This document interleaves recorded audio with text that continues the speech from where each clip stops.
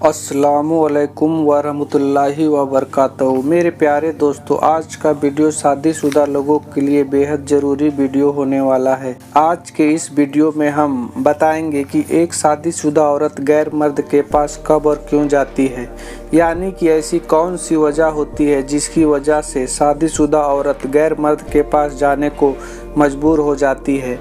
तो मेरे प्यारे दोस्तों, इस वीडियो में एक मियाँ बीबी का सच्चा वाकया के बारे में बताएंगे, जो सुनने में स्टोरी के जैसा लगेगा लेकिन ये हकीकत है। इसको सुनकर आप लोग हैरान और परेशान हो जाएंगे। इसलिए दोस्तों, आप शादीशुदा है या शादी करने वाले हैं तो भी आपको ये वीडियो आखिर तक देखना चाहिए। ये वीडियो आपकी ज़िंदगी को बदल सकती है। चलिए वीडियो शुरू करते हैं। वीडियो अच्छी लगे तो लाइक ज़रूर करें। मेरे प्यारे दोस्तों, कभी कभी हम इस बात से अनजान हो जाते हैं कि हमारी की हुई छोटी छोटी गलतियां से किस तरह हमारे बसे बसाए घर को तबाह और बर्बाद कर देती है। हम इस बात को भूल जाते हैं कि हमारे घर में जो कुछ गलत हो रहा है, कहीं उसका जिम्मेदार हम खुद तो नहीं हैं। मेरे प्यारे दोस्तों, आज हम आपको एक दोस्त का वाकया, अपने दोस्त का सच्चा वाकया बताने वाले हैं, जिसको सुनकर आप लोग हैरान हो जाओगे। हमारा एक दोस्त है जिसका नाम है परवेज। उसने अपना एक सच्चा वाकया हमको बताया है, जिसको सुनने के बाद हमें लगा कि ये वाकया आप लोगों को भी बताऊं, ताकि जो कुछ भी हमारे दोस्त परवेज के साथ हुआ है वो कहीं आप लोगों के साथ ना हो जाए। मेरे प्यारे दोस्तों, परवेज ने हमको बताया, एक रात हम मियाँ बीवी सो रहे थे कि अचानक आधी रात को मेरा फ़ोन वाइब्रेट करने शुरू किया। मेरा मोबाइल का स्क्रीन का लाइट ऑन हो चुकी थी। ये सुनकर मेरी आंखें खुल गई और मैंने अपना मोबाइल उठाया और देखा कि शबनम का कॉल था। मैंने सोचा कि इस वक्त उसको क्या मुसीबत पड़ी होगी। मैं कुछ बड़बड़ाते हुए अपना फ़ोन उठाया और उसकी कॉल को काट दिया और व्हाट्सएप पर एक मैसेज टाइप किया कि इस वक्त आपसे बात नहीं कर सकता हूँ, मेरी बीवी मेरे पास में सो रही है। मैसेज सेंड करके मैं शबनम का जवाब का इंतजार करने लगा। थोड़ी देर बाद मेरे मोबाइल की लाइट फिर से ऑन हुई और मैं समझ चुका था कि शबनम का जवाब आ चुका है। मैंने फिर से अपना मोबाइल उठाया और देखा तो शबनम ने लिखा, बहुत ज़रूरी बात है, थोड़ी देर के लिए आप अपने बेडरूम से बाहर आकर बात कीजिए।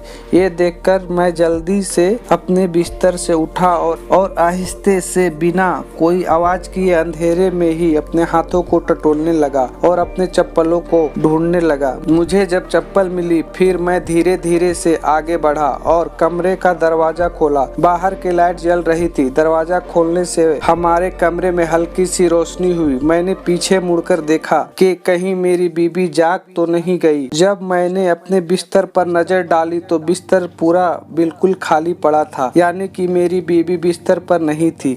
ये देखकर मैं बहुत हैरान हुआ और मैं सोचने लगा कि आखिर वो आधी रात को कहाँ चली गई। ये देखकर मेरे दिमाग में कई तरह के सवाल उठने लगा। मैं बहुत हैरान और परेशान हो गया और जल्दी कमरे से बाहर निकलकर सीधा अपने किचन के तरफ गया। वहाँ जाकर देखा तो किचन की भी लाइट बंद थी। वॉशरूम के तरफ अपना नजर दौड़ाई तो वॉशरूम का भी दरवाजा खुला हुआ था। अगला 5 मिनट मैंने अपना पूरा घर छान मारा, मगर वो मुझे कहीं नजर नहीं आई। मैंने सोचा कि उसको आवाज लगाऊं, मगर मैं फिर डर गया ताकि कहीं पास वाले कमरे में सो रही मेरी माँ उसकी आंखें ना खुल जाए। मैं हैरान और परेशान था, घर में इधर उधर घूम रहा था और मुझे गुस्सा भी बहुत आ रहा था। इतने में फिर मेरा फोन फिर से वाइब्रेट करने लगा। बड़े ही बेदिली से शबनम का कॉल काट दिया और इधर उधर बीबी को देखने लगा। मेरे दिल में कई तरह के सवाल घूमने लगे थे। मेरी माँ के कुछ दिन पहले कही हुई बात भी मेरे कानों में गूंजने लगी थी। मेरी माँ ने मुझसे कहा था, बेटा परवेज, आजकल तेरी बीबी के चाल चलन मुझे ठीक नहीं लग रहे हैं। वो घंटों अपने कमरे का दरवाजा बंद करके पता नहीं किससे फोन पर लगी रहती है। अभी कुछ दिन पहले ही मेरी माँ ने मुझसे शक का इजहार किया था, लेकिन मैंने उस वक्त इस बात पर ज्यादा गौर नहीं किया था। मैं अपनी माँ का बात सोच ही रहा था कि इतने में मेरा दिमाग में ये ख्याल आया कि कहीं वो घर के छत पर तो नहीं चली गई है। मैंने अपने दिमागों में सवालों का अंबार लिए घर के सीढ़ियों पर चढ़ने लगा। अभी वो मेरा पाँव आखिरी सीढ़ी पर चढ़ने वाला ही था कि मेरी बीबी के बातें सुनकर मेरे पाँव वहीं पर रुक गए। मेरी बीबी किसी और मर्द के साथ फोन पर बात कर रही थी और उसको ये बता रही थी। मैं उसकी बीवी तो बन गई मगर उसको मुझ पर बिल्कुल भी दिलचस्पी नहीं है। हमारे दरमियान जोर जबरदस्ती का रिश्ता चल रहा है।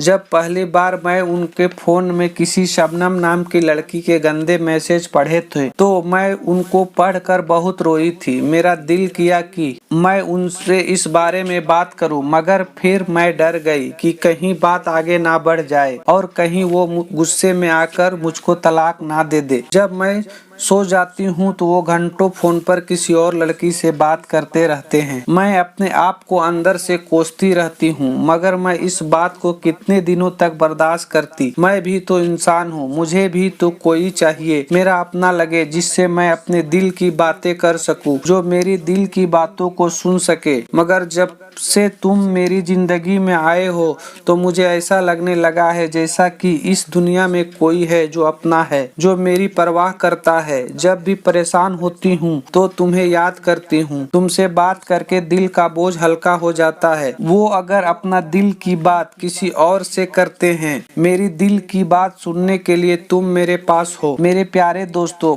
परवेज ने बताया कि उसकी बातें अभी चल ही रही थी मगर मेरी बर्दाश्त कम पड़ गई कि ये सुनकर मैं गुस्से में लाल हो गया और ये सोच के आगे बढ़ने वाला ही था कि आज तो उसको उसके किए हुए धोखे की सजा मिल के ही रहेगी। इतने में ही मेरा फोन फिर से वाइब्रेट करने लगा। ये देखकर मेरा सारा जज्बात एकदम ठंडे पड़ गए। एकदम से जैसे सब कुछ रुक गया हो। मुझे ऐसा महसूस होने लगा जैसा कि किसी ने मेरा जबान जकड़ ली हो। उसके बाद मेरा पाँव आगे नहीं बढ़ पाया और एक शिकस्त खाए हुए इंसान की तरह वापस मैं सीढ़ियों से उतरने लगा। उसकी बातें अभी भी मेरे कानों में पड़ रही थी और मेरे कलेजे को छल्ली कर रही थी।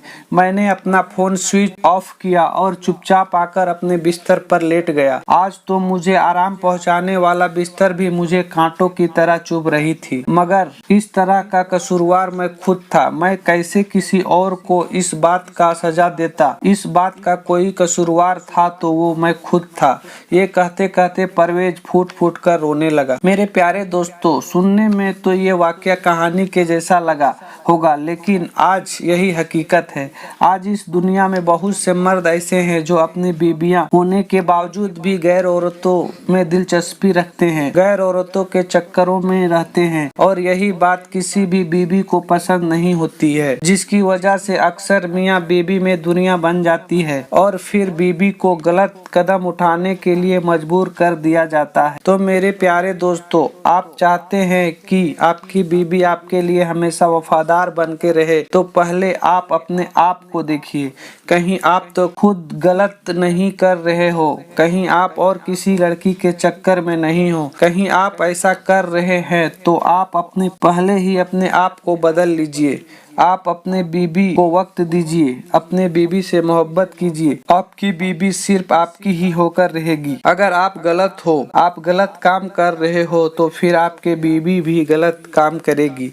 यही इस कुदरत की हकीकत है। इस वीडियो को ज्यादा से ज्यादा लोगों तक शेयर करें और हमारे चैनल पर पहली बार आए हैं तो हमारे चैनल को भी सब्सक्राइब कर ले। आज के लिए बस इतना ही। अब मुझे इजाजत दे। अल्लाह हाफिज।